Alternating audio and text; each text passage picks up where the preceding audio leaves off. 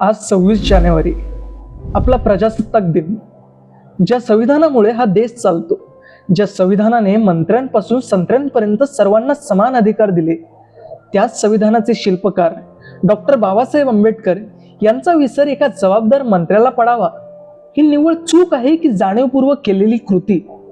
नाशिकमध्ये आज लोकशाहीचा अपमान करणारा एक प्रकार घडला. जिल्ह्याचे पालकमंत्री गिरीश महाजन यांनी आपल्या भाषणात अनेक नावांचा उल्लेख केला, पण ज्यांच्यामुळे आपण आज प्रजासत्ताक दिन साजरा करत आहोत त्या महामानवाचं, डॉक्टर बाबासाहेब आंबेडकरांचं नाव घ्यायला ते विसरले. पण अन्याय सहन करणे हा आंबेडकरी बाणा नाही. तिथेच कर्तव्यावर असलेल्या महिला पोलीस अधिकारी माधवी जाधव यांचा स्वाभिमान जागा झाला. त्यांनी प्रोटोकॉलची पर्वा केली नाही, नोकरीची भीती बाळगली नाही. त्या थेट महाजनांसमोर उभ्या ठाकल्या आणि विचारला तो जळजळीत प्रश्न, साहेब, भाषणात बाबासाहेबांचं नाव का घेतलं नाही? पहा हे दृश्य. बाबासाहेबांचं नाव आहे जो संविधानाला कारणीभूत आहे, त्याला तुम्ही संपवायला निघाले. पालकमंत्र्यांची फार मोठी चूक आहे मॅडम, माफी मागणार नाही, पण पालकमंत्र्यांची त्यांची ही चूक पत्रात घ्यावी. आता राहू दे, जसं तसंच राहू दे.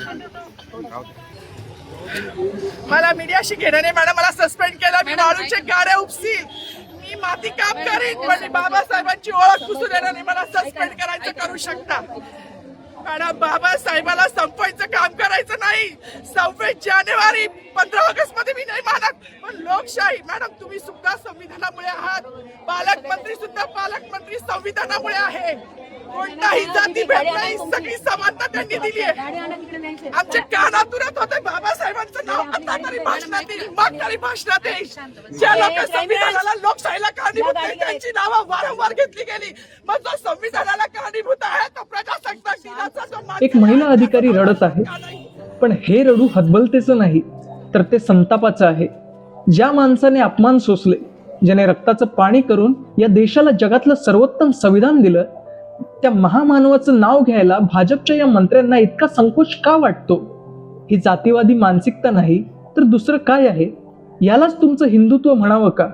आज सत्तेच्या खुर्चीवर बसलेले लोक विसरत आहेत की जर बाबासाहेब नसते तर ही खुर्चीही नसती आणि हे अधिकारही नसते. शाब्बास माधवी जाधव, आज देशाला तुमच्यासारख्या निर्भीड अधिकाऱ्यांची गरज आहे, जे सत्तेसमोर झुकत नाहीत तर सत्यासाठी लढतात.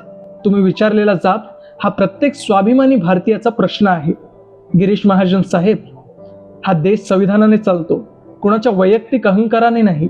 आंबेडकरांचं नाव वगळून तुम्ही तुमची उंची कमी केली आहे, पण एका महिला अधिकाऱ्याने तुम्हाला तुमची जागा दाखवून दिली आहे. आता जनतेनेच ठरवावं, अशा विसरभोळ्या आणि महापुरुषांचा अपमान करणाऱ्या मंत्र्यांचे काय करायचे. कुलाबा न्यूज 24.